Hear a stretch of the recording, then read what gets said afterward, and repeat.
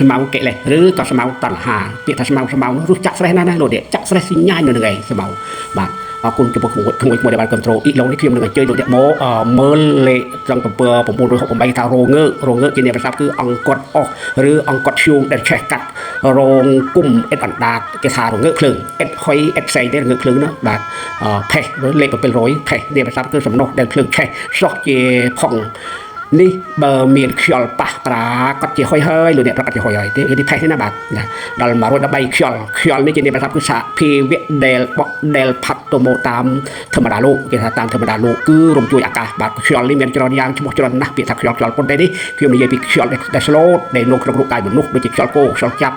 ឬក៏ខ្យល់ដង្ហើមចេញចូលប៉ុន្តែមនុស្សយើងបើថាអត់មានខ្យល់ចេញចូលទេងើបមានអីទៀតបាទ285គេថាឈើជាអ្នកប្រសាទគឺអនុបាតិបាតិអ្នកកបាទថាដែលមិនមានវិញ្ញាណចូលអាស្រ័យនោះនេះអនុបាតិអ្នកកនេះអត់មានវិញ្ញាណចូលអាស្រ័យនោះទេគេថាពួកមួយមានច្រើនប្រភេទគេថាពួកឈើពួកមួយមានច្រើនប្រភេទគឺជាពួកធាតុរឹងប៉ុន្តែខ្ញុំសង្ខេបតែប៉ុណ្ណេះទំព័រ11666គេថាអធិព្រឹកគឺជាអ្នកប្រសាទគឺសង្ខេបគេថាអធិបាទថាក្រៃលែងបាទដើមឈើដែលធំកម្ពស់ចម្បងជាងគេក្នុងព្រៃនេះមួយបាទឈើខ្ពស់ណាស់បាទគេហៅថាអធិព្រឹកបាទ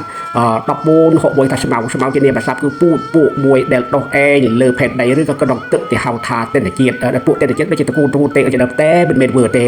ពួកទិន្នជាតិទេណាគឺស្មៅគ្រប់យ៉ាងឯងនេះបានព្រៀបគេថាស្មៅកិលេសឬក៏ស្មៅតណ្ហាស្មៅកាមបានថាស្មៅចាក់ឬសញ្ញាក្រាស់ជាងគេណាដុះរឹសច្រើនជាងឈើអាគេដែលកម្ពស់ដូចគេចំឈើរឹសតែទេបាទតែស្មៅរឹសមហារឹសវាចាក់រឹសយកបាទថាស្មៅកិលេសបាទគេហៅថាស្មៅកិលេសនេះណាបាទដែរ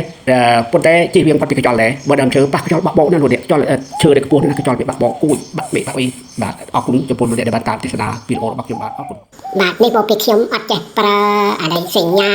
មករៀបដៃឲ្យចង្អុលអក្សរតាមពាក្យដែលយើងនិយាយឲ្យវាលោតតាមហ្នឹងណាគឺខ្ញុំអត់ចេះនេះបើលោកអ្នកណាចេះឬក៏ក្មួយណាចេះក៏មានតាមប្រាប់អ៊ំផងក្មួយបាទអរគុណច្រើនជូនពរឲ្យមានអាយុយឺនយូរ